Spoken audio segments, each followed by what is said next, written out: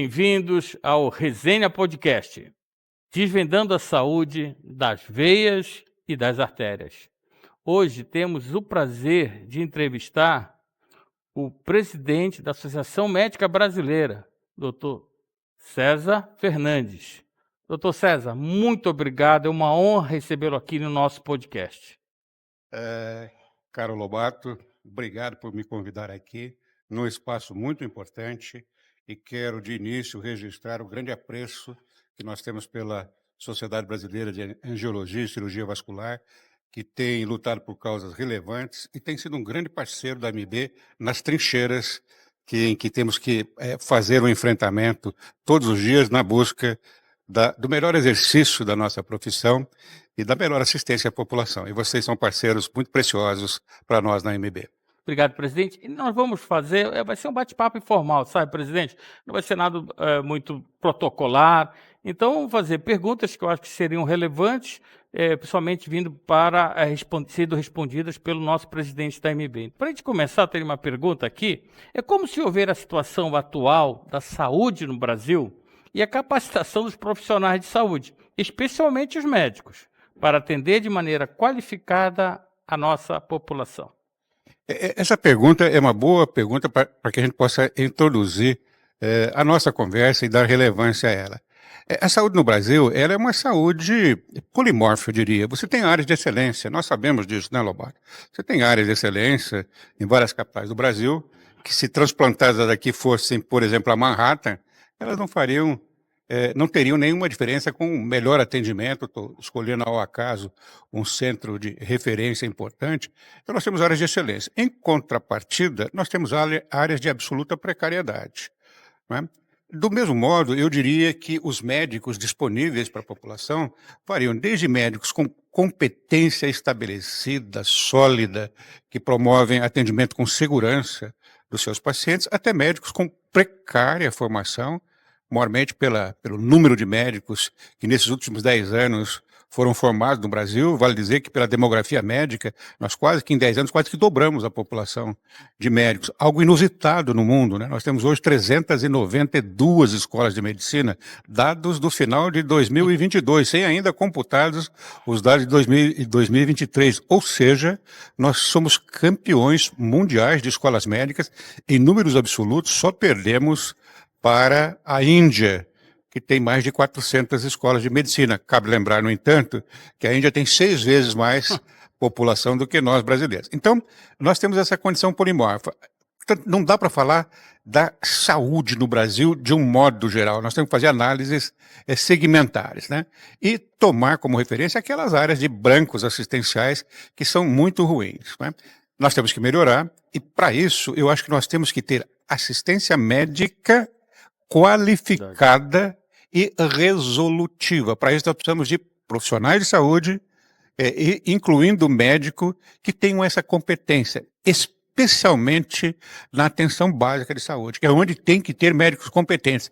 E, curiosamente, paradoxalmente, os médicos com menor competência, não é, que estão locados nos pronto-atendimentos, nas unidades de pronto-atendimento e nas unidades básicas de saúde. Então, a resolutividade, que deveria ser acima de 90% dos casos que vão à unidade básica de saúde, se vê muito diminuída, porque tem aquela que nós médicos chamamos de empurroterapia, ou seja, à medida em que eu não resolvo o caso porque eu sou incompetente, eu encaminho para centros de maior complexidade, sobrecarregando a atenção secundária e a atenção terciária. Então, eu acho que nós vivemos um grave problema, né? Nós estamos fazendo uma batalha meramente numérica, aumentando o número de médicos, agora quer que se aumente também o número de especialistas, né? Aumentando o número de médicos, sem que esses médicos tenham as suas competências comprovadas. Competência não pode ser presumida. Eu não posso botar um piloto dentro do avião presumindo de que ele é um piloto competente. Então, ele tem que ter a competência dele comprovada para pilotar um avião de grande porte. E assim também o médico. Então, nós vivemos essa situação esdrúxula, caótica no Brasil e as entidades governamentais, né, do parlamento, do executivo, têm que olhar de frente e com responsabilidade, e não com discursos para agradar a população.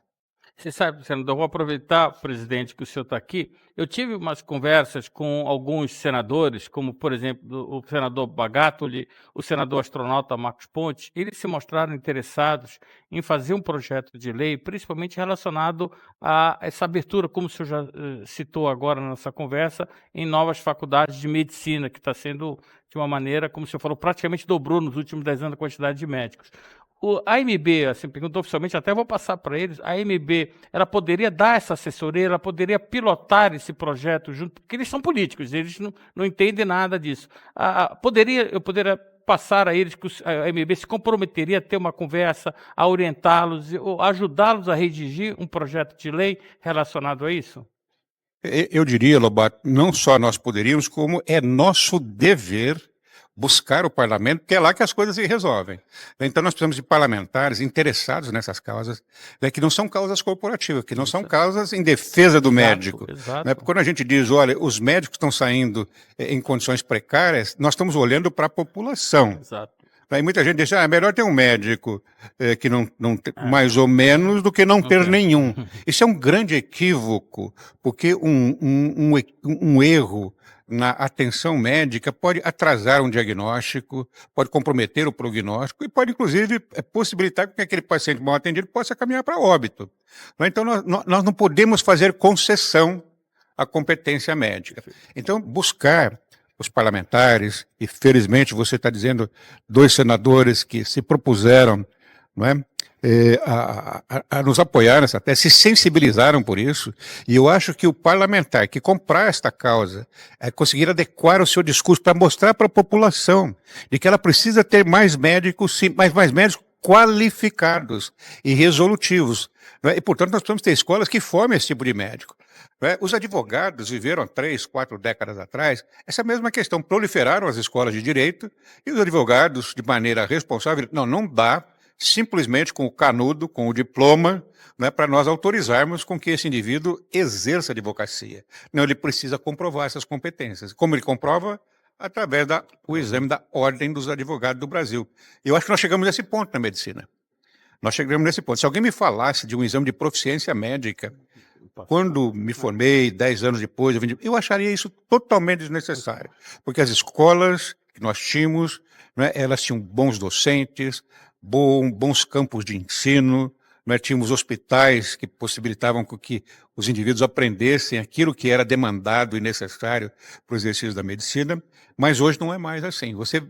Quem milita, por exemplo, num grande centro como São Paulo, vê que o mesmo campo de ensino hoje é disputado por 5, 6 faculdades. Então nós chegamos a uma situação caótica. E as pessoas precisam enxergar isso. A população não sabe disso. Se você perguntar para a população se ela quer mais médicos, se essa pergunta for soltar a casa, ela vai dizer, eu quero mais médicos. Não é? Mas aí precisa explicar para a população o risco do médico mal formado. Não é? Então eu fico muito satisfeito de ouvir de você, Lobato, que nós temos parlamentares no Senado, que é uma casa muito importante no parlamento, que podem comprar essas teses. Nós temos esse material pronto. As posições da MB já são claras e definidas, e nós podemos levar. Tem outras situações, por exemplo, o especialista. Hoje também se quer mais especialistas. O especialista, Lobato, você sabe muito bem, para ser um especialista nesta área importante, que é a cirurgia vascular, a angiologia, o indivíduo tem um longo tempo de formação e depois ele precisa passar por um exame de pares. Por exemplo, a sociedade que você preside, emite um título muito importante, que é o de cirurgião vascular. Agora, esse título é perene, eu vou dizer para quem me ouve agora, eu tenho um título de especialista, eu sou um ginecologista e tenho um título de especialista. Sabe quando que eu recebi o meu título de especialista? Eu terminei a minha residência em 1978 e fiz a prova do título de especialista e fui agraciado com esse título, 1978. Nós estamos em 2024, portanto, faça a conta aí, você vê há quanto tempo eu sou especialista. E nesse período, nunca mais precisei comprovar que eu mantenho as competências. Dos países mais avançados do mundo, você precisa fazer recertificação periódica do seu título de especialista. No Brasil, não. No Brasil, não. Nós vivemos na época das trevas aqui. E quando você traz esse assunto, dá prurido nas pessoas. Exato. Dá prurido nas pessoas, e as pessoas não aceitam, acham que a gente está trabalhando contra o médico. Não. O nosso mistério, O ofício da medicina é em benefício do paciente. Então, nós temos que ter as competências para bem assistir o paciente. Presidente, o senhor acha que nós temos hoje em dia o número de médicos adequados para atender a população? Nós precisamos de tantas faculdades de medicinas novas? Como que a gente pode responder essa pergunta, né? Nós temos que nos basear em estatísticas, né? Se você vê, por exemplo, nos Estados Unidos, no Japão, né, quantos médicos eles têm? Então, você pega o número de médicos e divide pela população. Você coloca médicos, por exemplo, por cada 1.000 habitantes. Os Estados Unidos têm 2,7 médicos por cada 1.000 habitantes. O Japão é a mesma coisa, 2,7. E o Brasil? 2,7. Nós temos 2,7 médicos por habitante, igual ao Japão, igual aos Estados Unidos. Mas há uma diferença embutida aí e pouco visível. Eles têm mais qualificação do atendimento, né?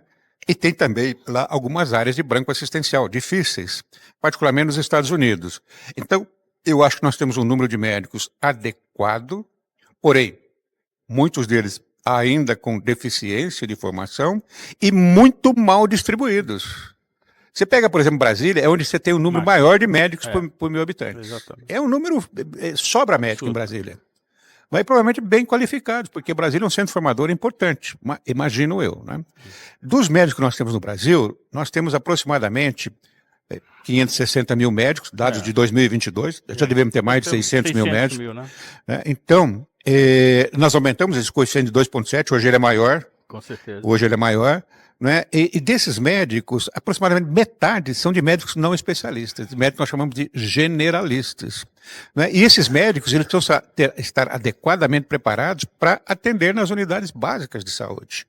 Né? E tem que ter uma política de Estado, particularmente para prover médicos com carreira de Estado, e eu diria, não para as especialidades de alta complexidade, mas para as especialidades básicas, para o médico de família, para o pediatra, para o cirurgião geral, para o ginecologista e obstetra, posso estar esquecendo algum deles aqui, mas enfim, as áreas básicas, de assistência básica, isso precisa ser política de Estado. A magistratura faz isso com muita competência. Não faltam juízes e promotores nas pequenas cidades. Por quê? Porque é política de Estado. O promotor vai lá para a pequena cidade, eu cresci numa cidade do interior, chamada Martinópolis, bem pequenininha, adoro aquela cidade. E lá em Martinópolis tinha a casa do promotor, a casa do juiz, eram figuras muito importantes na sociedade local, eram figuras muito valorizadas. E até hoje não faltam promotores nem juízes em lugar nenhum do Brasil. Agora faltam médicos. E por que isso? Alguns não, mas o médico é elitista, ele não quer ir para a Barranca do Rio. Não é isso. Não pode mandar o médico para a Barranca do Rio em caráter efêmero. Você vai lá, fica 2 anos, ou fica 4, ou fica 6. E depois acabou o seu contrato. Aí você vai começar a sua vida de novo? Não, isso não acontece com o promotor nem com o juiz. Ele vai migrando da pequena cidade para a média cidade e pode chegar aqui em São Paulo, na meca dos promotores e juízes, que é o Fórum João Mendes. Né? Ele pode chegar desembargador, enfim, tem que ter uma carreira. Né? E os médicos não têm carreira de Estado. E quando você propõe isso, o governo faz vistas grossas. Como se isso fosse algo que você está querendo alguma primazia por ser médico, que você tem conflito de interesse para defender essa tese. Eu quero dizer com toda clareza, eu não tenho nenhum conflito de interesse. Eu tenho 2 bandeiras como médico e são as bandeiras da MB. Melhorar o exercício da profissão, dar condições dignas para o médico trabalhar, remunerá-lo adequadamente, para que isso respeite e esteja alinhado com o objetivo da nossa profissão, que é a melhor assistência para o cidadão. Olha, é absolutamente perfeito. Eu tenho feito uma pergunta para todos os entrevistados aqui, presidente, para ver qual é o pensamento de cada um dos meus entrevistados. A pergunta é a seguinte: se o Brasil fosse um filme, qual seria o título desse filme? Eu estou refletindo a respeito. Claro que hoje nós temos acesso a muitos filmes, felizmente, né? Tanto numa sala de exposição, quanto nas nossas próprias casas, né? Nesses streamings todos que a gente tem, que nos possibilita assistir o filme que você quiser, praticamente, mesmo aquele saído recentemente, né? Mas eu não sei, apesar de ter visto, eu gosto muito de cinema, eu não sei se tem um filme, o título de um filme que se aplique à nossa realidade. Eu vou dar um nome próprio. Certo. Como se eu pudesse fazer um filme. Dar um nome para esse filme no Brasil. Eu diria que é Um Gigante um gigante envenenado, enfraquecido e sem rumos definidos. E explico por quê. É um gigante porque nós somos um país gigante, um país de potencialidades praticamente inigualáveis comparado a outros países do mundo, potencialidades em todas as áreas, né? Nós temos aqui grandes florestas, nós temos aqui grandes rios, temos grandes riquezas naturais, temos um subsolo rico, então temos grande potencialidade. Temos cérebros muito valiosos no nosso país, né? Envenenado por quê? Porque nós vivemos uma luta fratricida hoje. As ideologias não se respeitam. Você tem ideologias de esquerda, de direita, e parece que eles não conversam entre si, eles se degladeiam, eles se odeiam, né? Eles querem destruir um ao outro. Não, a gente tem que conviver com esses dois lados. Isso faz parte da democracia, portanto, isso nos envenena. Isso nos envenena, nenhum de nós hoje está à margem dessa discussão. Você tem amigos queridos que professam um lado ou professam o outro lado. Para mim, continuam sendo meus amigos queridos. Eu tenho lá minhas convicções, que pouco importam nesse momento, né? Mas eu não posso, indivíduo que não tem a mesma convicção que eu, tratá-lo como um meu adversário, meu inimigo. Ele pensa diferente. Não precisa envenenar a nossa relação por isso, né? Então, ele está envenenado e o envenenamento nos enfraquece. Então, um gigante envenenado, enfraquecido, e pior, sem rumos. Nós não temos política de Estado definidas. Se nós tivéssemos política de Estado definidas, se nós fôssemos uma Coreia do Sul, não é? Política de Estado definido, com bom investimento em pesquisa, né? Com respeito ao cérebro que nós temos, né?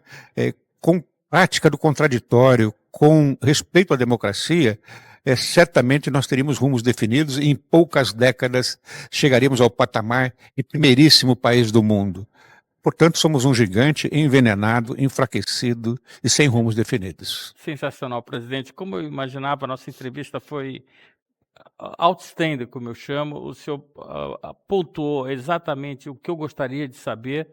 E eu tenho certeza que os ouvintes desse nosso podcast vão enriquecer muito o que está ocorrendo no Brasil, com a saúde do Brasil, com a medicina do Brasil. Presidente, muito obrigado pela sua disponibilidade de estar aqui conosco. Eu que te agradeço, Lobato. Parabéns pela sua luta, pelo seu aguerrimento e comprometimento com as causas médicas. Muito obrigado.